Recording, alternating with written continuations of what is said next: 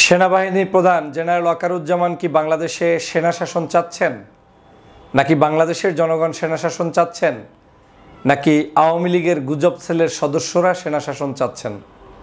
এ নিয়ে এখন দেশি বিদেশি বিভিন্ন জায়গায় মিডিয়ায় বর্ণনা চলছে। বাংলাদেশে সেনা শাসনকে উস্কে দেওয়ার জন্য কয়েকটি অঙ্গে কাজ করা হচ্ছে বিভিন্ন জায়গা থেকে। যেই কর্নারগুলো থেকে কাজ করছে তার মধ্যে অন্যতম একটি কর্নার হচ্ছে ভারতের বিভিন্ন গণমাধ্যম বিভিন্নভাবে উচকে দিচ্ছে বাংলাদেশের জনগণ নাকি সেনা শাসন চাচ্ছে, সেনা শাসনের জন্য নাকি বাংলাদেশে মিছিল হচ্ছে এবং এই মিছিল করে নাকি সেনা শাসন আমরা আনতে চাচ্ছি। বাংলাদেশের যে কোনো কাজ যে কোনো মূল্যে তারা তাদের মাধ্যমে পরিচালনা করতে চায়, তার অন্যতম একটি প্রমাণ হচ্ছে আজকের এই সেনা শাসন বিষয়ে তাদের অতিরঞ্জিত মন্তব্য এবং বক্তব্য। আমার জানা মতে এখন পর্যন্ত বাংলাদেশের সেনাবাহিনী থেকে শুরু করে দেশপ্রেমিক সেনাপ্রধান থেকে শুরু করে কেউ বাংলাদেশের সেনা শাসনের পক্ষে না, সেনা শাসন আসার সুযোগ নেই।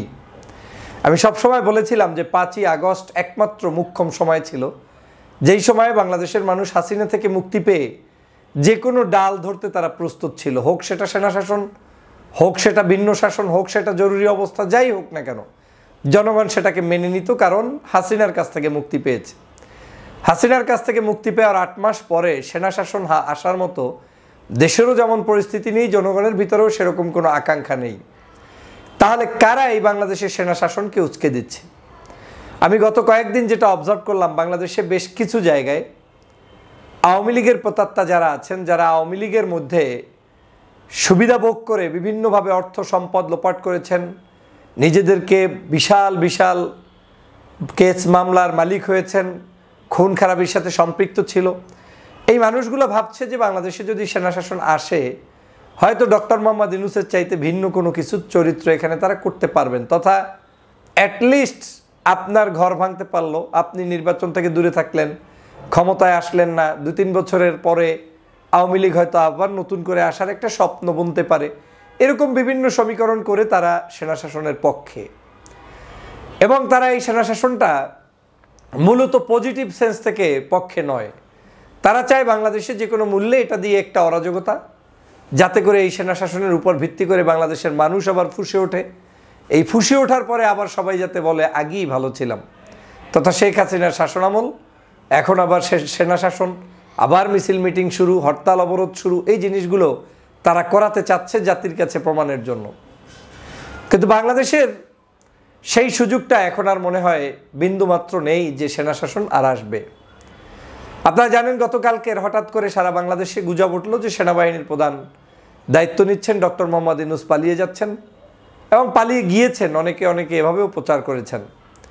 সবচেয়ে অবাক হয়েছি বাংলাদেশের অনেক দেশপ্রেমিক যারা মূলত বাংলাদেশের জন্য লড়াই করেছেন, ফ্যাসিবাদ বিরোধী আন্দোলনে লড়াই করেছেন, সংগ্রাম করেছেন, এরকমও অনেক অনলাইন ইউটিউবার, অ্যাক্টিভিস্ট, তারাও পর্যন্ত আমার কাছে মনে হচ্ছে সেনা শাসনকে উচকে দিচ্ছেন। যে কোনো মূল্যে সেনা শাসন যদি চলে আসে তাহলে তাদের হয়তো কোনো না কোনো পারপাস সাফ হচ্ছে, বা বাংলাদেশে তারা যে কোনো মূল্যে এই পরিস্থিতিটাকে শান্ত সুষ্ঠু মনে হয় দেখতে চাচ্ছে না। কারণ আমরা দেখলাম অনেকেই ইতিমধ্যে মন্তব্য করেছেন সেনাবাহিনীকে নিয়ে। কিন্তু আমি বারবার জনগণকে আশ্বস্ত করতে চাই বাংলাদেশে সেনা শাসন আসবে না, আসার মতো পরিস্থিতি এখন বাংলাদেশে নেই। এই সেনা শাসনটা 3টি শ্রেণীর গ্রুপে চায়। এক, ভারত বাংলাদেশে অশান্তি সৃষ্টি করার জন্য। তারা যখন দেখেছে ডক্টর মোহাম্মদ ইউনূস সাহেবের মতো একজন বিখ্যাত ব্যক্তি, যিনি নোবেল লরিয়েট, বিশ্ববরণ্য, এবং বিশ্বের কাছে তার যেভাবে অবস্থান রয়েছে, এই অবস্থানকে কোনোভাবে খাটো আর যেহেতু করতে পারছে না, যেহেতু ইউনূস সাহেবের পতন ঘটাতে আর পারছে না, তাহলে মন্দের ভালো হিসেবে সেনা শাসন এই ভারত চায়, এবং চাওয়ার জন্যই তাদের ওইখানের পত্রপত্রিকাগুলো এগুলো নিয়ে লেখালেখি করছে। আর যে অংশটি আমি বললাম যে আওয়ামী লীগের পতিত স্বৈরাচারের অংশটি, তারা সেটা চাচ্ছে। আরেকটি অংশ হচ্ছে অন্তর্বর্তীকালীন সরকারেরও ভালো চায় না, কিন্তু বিদেশি কারো না কারো এজেন্ট, কিন্তু দেখতে দেশপ্রেমিক, এই মানুষগুলোও আমার মনে হচ্ছে সেনা শাসনের দিকে ধাবিত করছে এবং তাদেরকে যে কোনো মূল্যে উচকে দিচ্ছে। আপনারা জানেন আমার দেশের স্বাধীনতা সার্বভৌমত্বের জন্য সবচাইতে যেই ব্যক্তিটি, যেই গোষ্ঠীটি, যেই সংস্থাটি সবচেয়ে বেশি গুরুত্বপূর্ণ, সেটা হচ্ছে বাংলাদেশ সেনাবাহিনী। যে কোনো বিপদের এন্ডিং সেকশনটাই হচ্ছে ওইখানে। আপনি বাংলাদেশের আজকে যদি কোনো অরাজকতা হয়, যে কোনো উপায়ে আপনাকে সেনাপ্রধানের কাছেই স্যালেন্ডার করতে হবে। আজকে যদি কেউ পালায়ন করে, যে দায়িত্বপ্রাপ্ত ছিলেন প্রধান উপদেষ্টা কিংবা প্রেসিডেন্ট কিংবা প্রধানমন্ত্রী, দেখা যাবে যে তার ওই সময়ে সেনাবাহিনীকে একটা বড় ধরনের রোল প্লে করতে হয়। যেমনটা শেখ হাসিনা পালিয়ে গিয়েছে আমাদের এই বাংলাদেশে, কিন্তু শেখ হাসিনার পরবর্তীতে মির্জা ফখরুল ইসলাম আলমগীর এসে ডাইরেক্ট কোনো জায়গায় সংবাদ সম্মেলন করে নাই, কিংবা জামাতের আমির ডাক্তার শফিকুর রহমান সাহেব করেন নাই। এই সংবাদ সম্মেলন করা কিংবা বক্তব্য দেওয়া কিংবা রাষ্ট্রের জাতির কাছে কোনো মেসেজ দেয়া, ওটা সেনাপ্রধানকেই করতে হয়েছে। দ্যাট মিনস সেনাবাহিনী যে কতটা গুরুত্বপূর্ণ এটা আমাদেরকে অনুধাবন করতে হবে। তাহলে আমাদের এই সেনাবাহিনীকে বিতর্ক কেন করা হচ্ছে বারবার? বিতর্ক এজন্যই করা হচ্ছে, জেনারেল ওয়াকারুজ্জামান, আমি যেটা বারবার বলি, তিনি প্রায় 44 দিন ক্ষমতায় থাকা অবস্থায় বাংলাদেশ থেকে শেখ হাসিনাকে পালায়ন করতে হয়েছে। পৃথিবীর সব পাগলেও বুঝে যে আমি যেই অফিসের দায়িত্ব থাকব, ওই অফিসে আমি দায়িত্ব নেওয়ার পর থেকে যদি ওই অফিস থেকে মালিককে তাড়িয়ে দেওয়া হয়, তাহলে স্বভাবতই মালিক যে তাড়িয়ে দেওয়া হয়েছে এটার দায়ভার ওই অফিসের ম্যানেজারের উপরে পড়ে। বাংলাদেশে শেখ হাসিনাকে তাড়িয়ে দেওয়ার জন্য 44 দিনের মাথায় যেই ব্যক্তিটি ঝুঁকি নিয়েছেন তার নাম জেনারেল ওয়াকারুজ্জামান। জেনারেল ওয়াকারুজ্জামান সাহেব, তিনি কিন্তু নির্দ্বিধায় চুপচাপ বসে থাকতে পারতেন।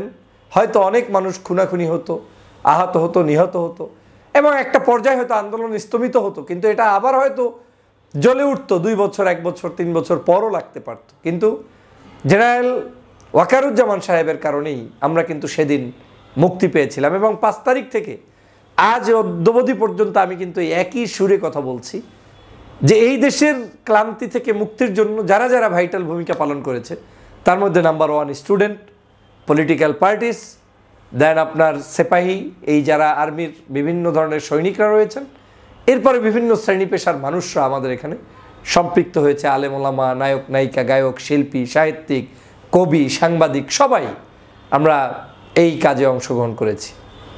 অতএব এ বিজয় আমাদের সকল দেশবাসীর। তাহলে আমরা কেন এত অস্থিরতা প্রকাশ করছি যে আমাদেরকে সেনা শাসনের দিকেই যেতে হবে? আমি যদি সেনা শাসন নাই চাই, তাহলে সেনাবাহিনী নিয়ে আমার এত কুৎসা রটানোর সকাল সন্ধ্যা দরকারটা কি? সেনাবাহিনী আমার এখন এই মুহূর্তে বাংলাদেশের প্রত্যেকটা সেকেন্ড আমার নিরাপত্তা থাকতে হলে সেনাবাহিনীকে সচেষ্ট থাকতে হবে, বিকল্প নাই। আমাদের পুলিশ ব্যবস্থা ভেঙে পড়েছিল, সেটা আস্তে আস্তে ঠিক হচ্ছে।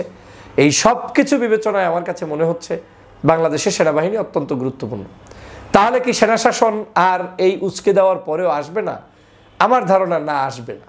হ্যাঁ, তবে আসবে সেটা এমন পরিস্থিতি যদি হয় যে বাংলাদেশের মানুষ কেউ কারো কথা শুনছে না, গৃহযুদ্ধ বেঁধে গিয়েছে, অশান্তি তৈরি হয়েছে, তখনও যদি আপনি বলেন সেনাবাহিনীর প্রধান কেন ক্ষমতা নিবে, তখন তো নিতে বাধ্য, তাকে নিতে হবে দেশকে শান্ত রাখতে হলে। কিন্তু আমরা যে পরিস্থিতিতে এখন উন্নতি করছি, এই পরিস্থিতির মধ্যে সেনা শাসন এই দেশে হবে না। এবং জেনারেল ওয়াকারুজ্জামান সাহেব সম্পর্কে আমি যতটুকু ওয়াকিবহল, তার মাথায় বিন্দুমাত্র এই চিন্তাটাই নাই যে এখানের দায়িত্ব নিবে কেন? দেশের অর্থনৈতিক অবস্থা ভালো নেই, যেই অবস্থা শেখ হাসিনা রেখে গিয়েছে সেই অবস্থায় ডক্টর মোহাম্মদ ইউনূস ছাড়া আমাদের সামনে বড় কোনো ফেস নেই। তিনি আজকে আমাদের সামনে কথা বলছেন, বিশ্বব্যাপী আমরা ব্যাকআপ পাচ্ছি, তার নেতৃত্বে বাংলাদেশ চলছে। কিন্তু আজকের এই সেনা শাসনটা আসবে না, কিন্তু আসানোর জন্য এই প্রচেষ্টা চালিয়ে যাচ্ছে পার্শ্ববর্তী দেশ ভারত এবং তাদের ইন্ধনে কিছু কিছু গোপন অনলাইন অ্যাক্টিভিস্ট কিংবা বিভিন্ন জায়গার যারা রাজনৈতিক অঙ্গনে জড়িত আছেন, এদের কেউ না কেউ ফুসলে দিচ্ছেন, উৎকে দিচ্ছেন, তাদেরকে খোঁচা মারছেন। আমি বাংলাদেশের সমগ্র দেশপ্রেমিক নাগরিকদেরকে উদাত্ত আহ্বান জানাবো, সেনা শাসন আমাদের দেশের প্রয়োজন নেই, কিন্তু সেনাবাহিনীর প্রয়োজন আছে। সেনাবাহিনী আমাদের পাশে থাকবে, আমরা যেমন একে অপরের পাশে থাকব। জেনারেল ওয়াকারুজ্জামান সাহেব সম্পর্কে অনেক হয়েছে, আর নয়। বাংলাদেশের একটি অভ্যাস হচ্ছে, যেই লোক আপনাকে ভালো কিছু করে দেয় সেই লোককেই একটা সময় আপনি হারিয়ে দিতে চেষ্টা করেন। আমরা এও জানি যে বাংলাদেশের আওয়ামী লীগের আমলে বাংলাদেশে যারা ছিল কম বেশি সবাইকেই তো আমরা আওয়ামী লীগের হিসেবেই জানতাম। এখন আওয়ামী লীগ চলে যাওয়ার পরে কি সব চলে গিয়েছেন? না। তাহলে এই মানুষগুলোর উপরে অতিরঞ্জিত মন্তব্য বক্তব্য দেয়া থেকে আমাদের বিরত থাকতে হবে, তাদেরকে সহযোগিতা করতে হবে। সব মানুষকে এক পাল্লায় মাপা ঠিক হবে না। এবং পার্শ্ববর্তী দেশ সম্পর্কে আপনাকে সতর্ক হতে হবে। এবং আমাদের দেশের নাগরিকরা যদি আমরা ঐক্যবদ্ধ থাকি এবং আমরা যদি সত্যিই ন্যায়সঙ্গতভাবে দেশের জন্য কাজ করি, তাহলে এই দেশে কখনোই সেনা শাসন আসবে না।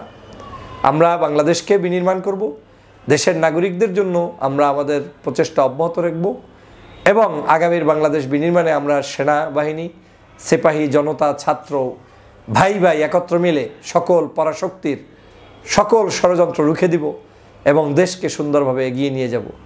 সবাইকে ধন্যবাদ। আল্লাহ হাফেজ।